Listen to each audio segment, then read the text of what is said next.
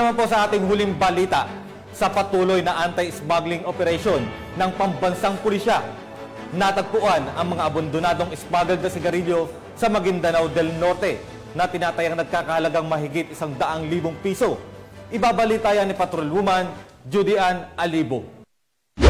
Cover na mga tauhan ng Matanog MPS ang tinatayang 135,000 pesos halaga ng hinihinalang smuggled na sigarilyo sa sitio Milbang, Barangay Sapad, Matanog, Maguindanao del Norte noong ika-20 ng Hunyo taong kasalukuyan. Ayon kay Police Lieutenant Junior S. Abbas, Chief of Police ng Matanog MPS, nang makatanggap ng ulat mula sa isang concerned citizen ang naturang istasyon tungkol umano sa inaangkat at ipinapasok na mga sigarilyo sa kahabaan ng baybayin ng nasabing lugar. Agad namang tumugon ang mga otoridad ng Matanog Municipal Police Station at 1301st AMC Regional Mobile Force Battalion 14A upang beripikahin ang ulat.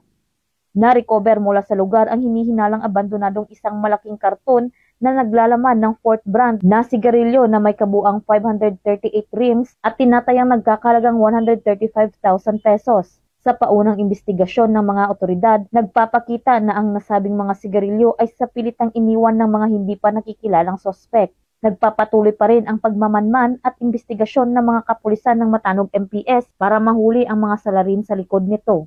Ang mga kapulisan ng Maguindanao del Norte ay hindi titigil sa pagpapatupad sa kampanya kontra kriminalidad upang mapigilan ang mga ilegal na kalakaran sa kanilang nasasakupan. Mula rito sa riyon ng Bangsamoro, ako ang inyong PNN correspondent, Patrolwoman Judy Ann Alibo, alagad ng batas, tagataguyod ng Balitang Pulis.